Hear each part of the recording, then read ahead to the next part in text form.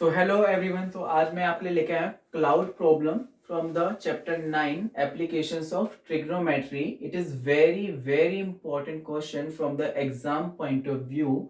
कई बार ये CBSE exams में आ भी चुका है। बेसिक के लिए इतना इंपॉर्टेंट नहीं है, लेकिन समझ ले तो अच्छी बात है। लेकिन स्टैंडर्ड के लिए, स्टैंडर्ड मैथ्स के लिए ये काफी इंपॉर्टेंट क्वेश्चन है। अगर आप एग्जाम की प्रिपरेशन के लिए जा रहे हो तो आपको ये क्वेश्चन प्रिपेयर करके जरूर जाना चाहिए, because it is very very important question from the exam point of view। और जितना ये important है उतना ही ये easy भी है, तो इसको समझते हैं। चलिए आइए क्वेश्चन में देखो क्या बोला गया है। स्टेटमेंट से स्टार्ट करते हैं। The angle of elevation, the angle of elevation of a cloud. तो एक क्लाउड है, तो एक क्लाउड बनाते हैं। ये बन गया हमारा cloud from a point of the 60 meter above the lake।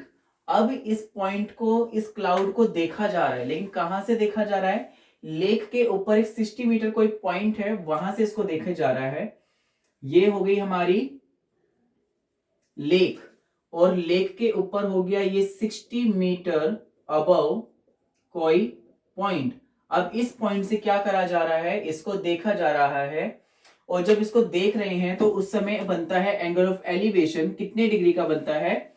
30 degree का। तो चलो ये हो गया हमारा हॉरिजॉन्टल लेवल, और ये हो गया हमारा लाइन ऑफ साइट। तो इसको देखा गया कितने डिग्री पे देखा गया? इसको यहां से यहां तक 30 डिग्री की डिग्री पे इसको देखा जा रहा है। पॉइंट के 60 मीटर अबव से क्लाउड को देख रहे हैं, जो एंगल ऑफ एलिवेशन फॉर्म करता है कितने डिग्री का? 30 डिग्री का। तो ये रेक्टेंगल बन गया नीचे। तो यहां से यहां तक की हाइट भी कितनी होगी? 60 मीटर होगी। अब आगे पढ़ते हैं। द एंगल ऑफ डिप्रेशन, उसने बोला द एंगल ऑफ डिप्रेशन। अब यहीं से एंगल ऑफ डिप्रेशन भी बन रहा है, लेकिन कहां बन रहा है? Of a cloud. क्लाउड का डिप्रेशन एंगल ऑफ डिप्रेशन बन रहा है कहां? लेक के अंदर। तो मतलब आपको पता है, आपने देखा तो होगा तालाब, जब आप ये कोई भी आप रिवर वगैरह देखते हो तो उसके साइड में किनारे में जो पेड़ होता है वो उसका रिफ्लेक्शन आपको पानी के अंदर जरूर नजर आता है। तो ऐसी क्लाउड का भी यहाँ पे रिफ्लेक्शन उनको नजर आ रहा है, और यहाँ पे इसका कुछ रिफ्लेक्शन बन रहा है।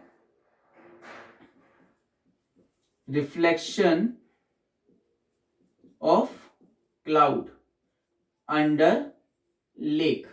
लेक के अंदर ये बन रहा है, और जैसे यहाँ पे बनता है तो हॉरिजॉन्टल लाइन है और ये लाइन ऑफ साइट है। और कितने डिग्री पे बन रहा है बेटा इसका एंगल ऑफ डिप्रेशन? 60 डिग्री पे इसका एंगल ऑफ डिप्रेशन बन रहा है।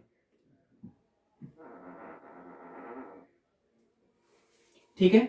और ये है रिवर, और आपको पता है जितनी हाइट उसकी रिवर से, सॉरी रिवर कह रहा हूं मैं, लेक, जितनी हाइट क्लाउड की रिवर से है उतनी हाइट उसके रिफ्लेक्शन की भी होती है। ये बात आपने पढ़ी होगी साइंस में कि that the height of cloud in sky is same as the height of cloud under lake. Lake के अंदर जो क्लाउड है और स्काई में जो क्लाउड है, दोनों की हाइट लेक से क्या होगी? सेम होगी। The height of the cloud in sky equal to the height of the cloud under the lake.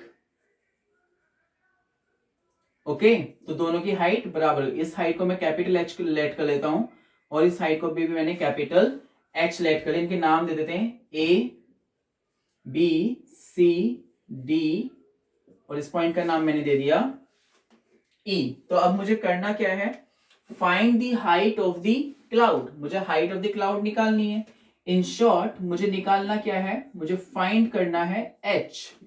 तो एच निकालते हैं। चलिए, तो पहले दो ट्राइंगल्स नजर आ रहे हैं। एक ट्राइंगल आपको नजर आ रहा है, कौन सा? In triangle A C B. और दूसरा ट्राइंगल आपको कौन सा नजर आ रहा है? ए सी डी, ए सी ई। दोनों कर एक एक करके दोनों ट्राइंगल में जाएंगे। चलो पहले इस वाले ट्राइंगल में चलते हैं।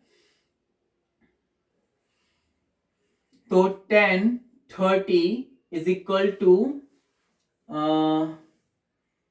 परपेंडिकुलर यानी बीसी, बेस यानी कि एसी। 10 30 कितना होता है बच्चों? 1/√3। बीसी कितना है? टोटल हाइट कितनी है? Capital H. यहां से यहां तक की हाइट कितनी है? 60 है, तो बताओ यहां से यहां तक की हाइट कितनी, टोटल हाइट में से 60 को माइनस कर दो, h माइनस 60, तो h minus 60 upon AC, AC कितना है पता ही नहीं है, तो उसको ऐसे का ऐसे ही रहने देंगे। Now cross multiply, AC is equal to √3 h minus 60, mark it equation 1। चलिए AC निकल गया।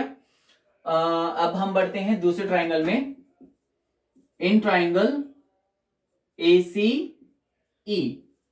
कितने डिग्री का एंगल है यहाँ पे, 60 का, तो tan 60 is equal to perpendicular upon base, what is perpendicular, CE, what is base, AC, √3 is equal to CE, CE कहां से कहां तक है, CD प्लस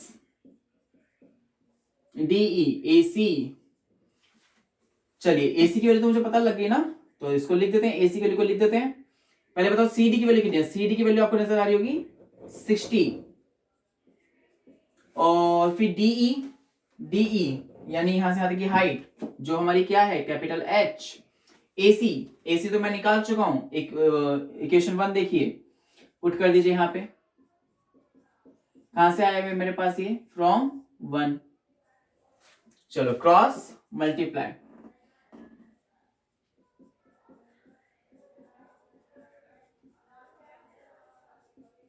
यहां तक कोई दिक्कत, मल्टीप्लाई करिए, √3 3h माइनस 60, ब्रैकेट लगाना मत भूलना यहाँ पे वरना गड़बड़ हो जाएगी।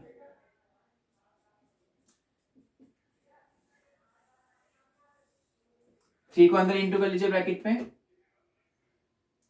3h minus 180 is equal to 60 plus h, like terms together, 3h minus h, 60 plus 180, got it, like terms together, 3h minus h 2h is equal to 240, h is equal to 240 upon 2, so h is equal to 120 meters, so this is the height of the cloud from the lake। तो lake से cloud की जो height है वो कितनी है, 120 metre.